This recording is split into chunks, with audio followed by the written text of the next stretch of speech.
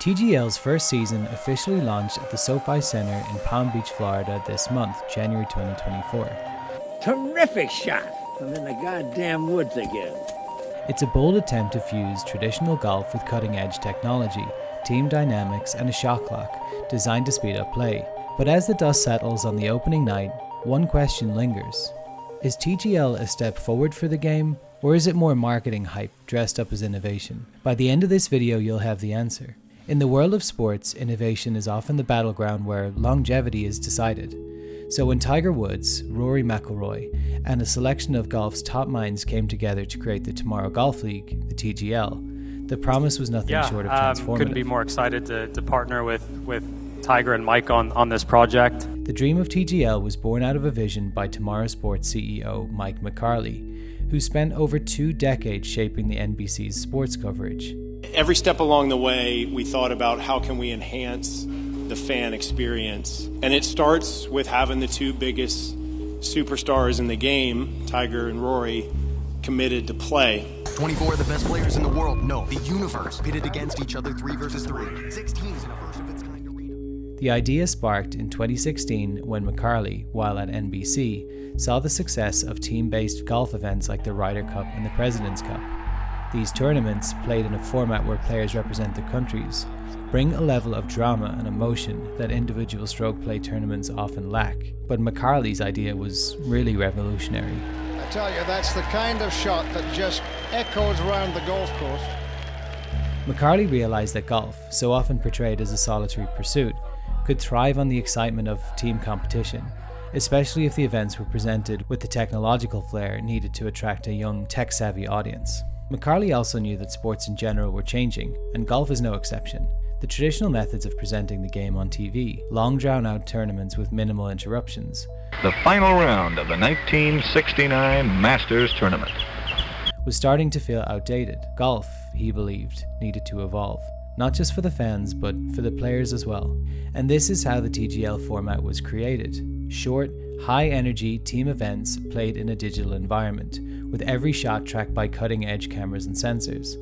The idea was simple but very ambitious. Create a version of golf that feels as dramatic and as engaging as the most popular sports without sacrificing the core of what makes golf special.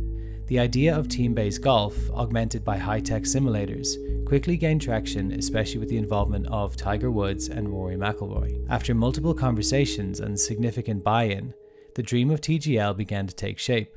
The league would feature 6 teams, playing in a virtual arena, with the world's largest simulator screen, 60 foot by 30 foot, and a unique short game course that adapts to each match. It all sounds very futuristic and very promising, but the bigger question remains: can technology truly elevate golf in this way, or is this just another cash grab disguised as innovation? TGL's arena is not just a golf course inside a building. It's an entire ecosystem built on sophisticated technology. At the heart of it is the Full Swing Simulator, a device designed to replicate real-world shots on virtual golf courses.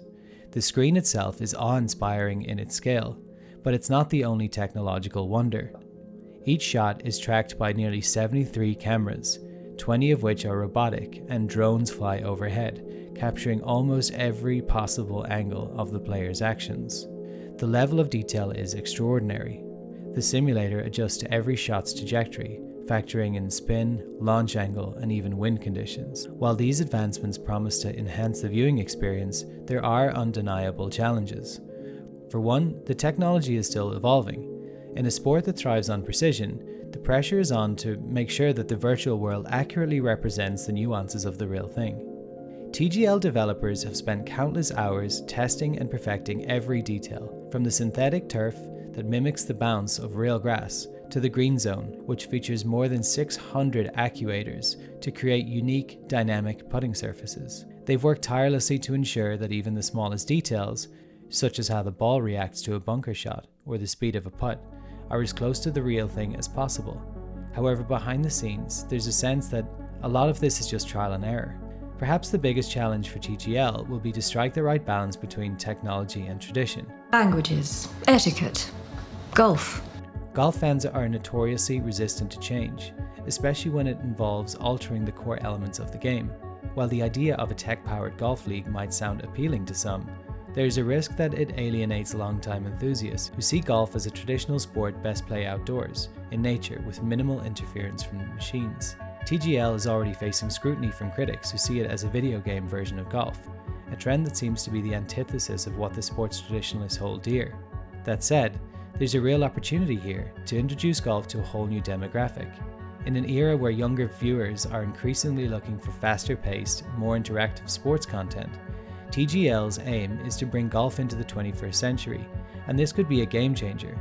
But will those viewers stick around for the long haul, or will they tire of the novelty? The opening night featured an unexpected moment of levity when Shane Lowry, one of the league's top players, showed up without a tee to hit the first drive of the inaugural match. It was a reminder that, for all its cutting-edge tech, this is still golf, a game of tradition.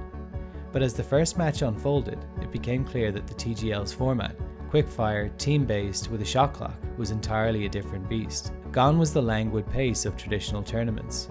In its place was a brisk, 2-hour spectacle designed to hold the viewer's attention in the same way football or basketball might. For the players, it's a mixed bag. Some, like Woods and McIlroy, have been heavily involved in shaping the league, so they've had a front row seat to its development. Woods in particular is no strange to high-profile, made-for-TV events like The Match, where the drama of the moment is just as important as the golf itself. He's been part of the evolution of televised golf for decades, and his stamp is all over TGL, but not all the players share Woods' excitement for the format. For those accustomed to the slower, more deliberate pace of traditional golf, the fast-paced, tech-infused environment might feel jarring.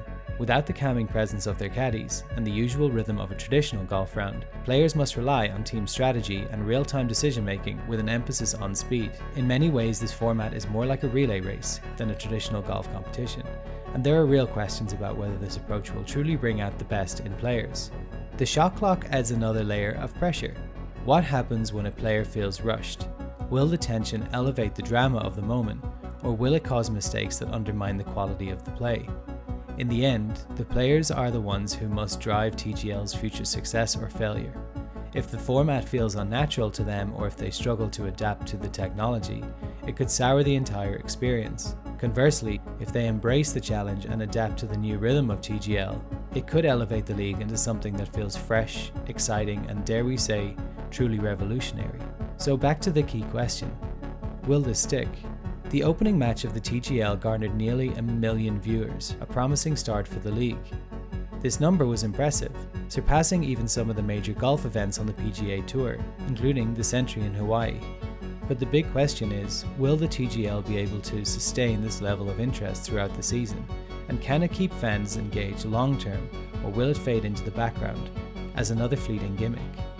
The TGL, though, has big plans, not only to expand its roster of players, but also to branch out into virtual leagues including the LPGA players, and perhaps even a cross-league battle between the PGA and the LIV golfers. In some ways, this league has the potential to revolutionize how the sport is consumed.